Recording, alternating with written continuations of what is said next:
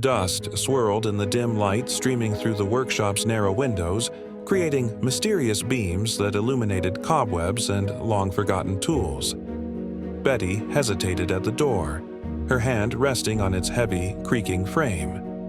It was Saturday morning, a day she had been dreading. Letting out a deep sigh, she pushed the door open. She had to face it now. The workshop had to be cleared out, and Wilbert's things sold. Money was tight enough to force her into decisions she didn't want to make. 2 weeks had passed since her husband's death, but her grief still hung in the air, heavy and suffocating. Their house, their bedroom, and even the air she breathed felt saturated with memories of him. But the workshop was different. She had never stepped foot inside in all their years together. It had been Wilbert's domain, a place he retreated to daily after his retirement, claiming to tinker with old machines. Betty had often wondered what kept him so engrossed, but his evasive responses discouraged her from prying. With boxes in hand and her resolve steeled, she approached the shed behind their house. The door was locked, of course. Typical Wilbert. Betty hadn't even known where he kept the key, which only added to her growing frustration. She called a local locksmith who opened it in minutes, leaving her alone with the mystery that had been sealed for over a decade. When she stepped inside, her first impression was how utterly still and forgotten it felt. Everything was coated in a thick layer of dust, except for one peculiar spot near the workbench. The ground there looked freshly disturbed, the dust cleared away as if someone had been there recently. Her curiosity piqued, Betty decided she needed help. She called her son, Mike, who arrived a few hours later. "What's going on, Mom?" Mike asked, eyeing the cluttered workshop with mild intrigue. Betty pointed to the dust-free area. "I think this workbench has been moved. Help me shift it." Together, they heaved the heavy bench aside, revealing a wooden trapdoor embedded in the floor. Betty stared at it, her heart racing. Mike knelt down and gave the handle a tug. It opened with a groan, revealing a dark staircase descending into the unknown. "Stay close," Mike said, leading the way down the creaking steps. Betty followed, clutching the railing as her mind raced with possibilities. The staircase ended in a small, dimly lit garage. A single, polished car stood in stark contrast to the neglected workshop above. Its sleek, vintage design gleamed under a faint light bulb. The car's dashboard featured a preloaded route on its navigation system, a 30-minute drive to an unknown destination. "Should we?" Mike asked, glancing at his mother. Betty hesitated for a moment, but then nodded. "Let's find out where it leads." She slid into the passenger seat while Mike started the engine. The garage door opened smoothly with the press of a button, revealing a hidden driveway that merged inconspicuously with the main road. As they drove, Betty's thoughts were a whirlwind of confusion and suspicion. What had Wilbert been hiding all these years?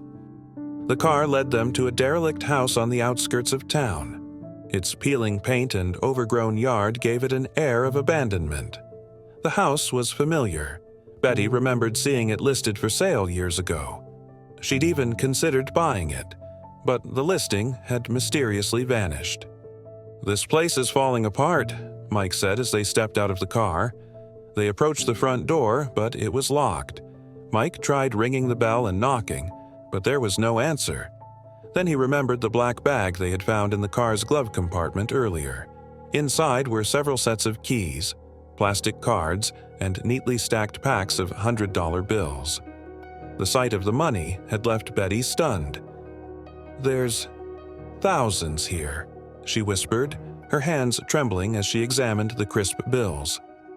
But it was the driver's licenses that shook her the most. 5 licenses, each with Wilbert's photograph but bearing different names. The man she had shared her life with had lived multiple lives. Mike selected a key from the bag and tried it on the front door. It clicked open. The interior was no better than the exterior, dark, dusty, and seemingly untouched for years. Mike used his phone's flashlight to guide them through the decrepit house. Betty stayed close, her unease growing with every step. Why would Dad keep this a secret? Mike wondered aloud. "I don't know," Betty replied, her voice shaky. "But I need to." They searched the house meticulously but found nothing out of the ordinary until Mike decided to check upstairs. Reluctantly, Betty stayed behind, sinking into a dusty couch as exhaustion and emotions overwhelmed her. She couldn't stop thinking about Wilbert. How many lies had he told her? How much of their life together had been real? Her thoughts were interrupted by Mike's excited shout from upstairs. "Mom, you need to see this!" Betty hurried up the creaky stairs, her heart pounding. She found Mike in what appeared to be a bedroom. He was pointing at a painting on the wall. As Betty moved closer, the image came into focus. It was a stunning family portrait of her, Wilbert, and Mike, taken years ago. The painting was immaculate, untouched by the decay surrounding it. "What is this doing here?" Betty whispered, tears welling up in her eyes. Mike carefully removed the painting from the wall, revealing a safe embedded behind it. Taped to the front was an envelope. Inside was a letter in Wilbert's familiar handwriting. Betty's hands shook as she read aloud. "My dearest Betty and Mike," it began. "If you're reading this, it means I'm no longer with you. There are things I've kept from you, things I'm not proud of, but everything I did was for you." The letter revealed a shocking truth. Wilbert had stumbled into a secret world of crime years ago. It had started innocently enough. He had rented out the abandoned house to a man who needed a discreet location. But that man had been a criminal, and Wilbert, drawn by the promise of easy money, had allowed others to use the house. Over time, he became a key figure in managing safe houses for criminals, a role he'd kept hidden from his family. "I never wanted this life," the letter continued, "but I couldn't walk away. By the time I realized the danger, it was too late. The money in the safe is for you. Use it to build the life I couldn't give you. I hope one day you can forgive me." Mike turned the letter over to find the safe's combination. When they opened it, their breath caught.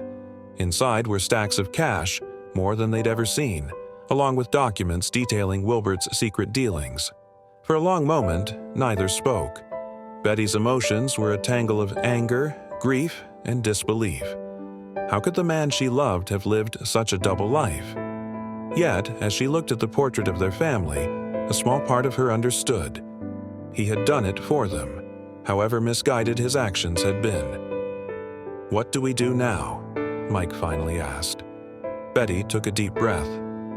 "We use the money wisely, to honor the man he was, and the man he wanted to be." They left the house with more questions than answers, but for the first time in weeks, Betty felt a glimmer of hope. The truth about Wilbert's life was complex, but she resolved to focus on the good he had left behind. And as she looked at the painting one last time, she realized that, in his own flawed way, Wilbert had always loved them.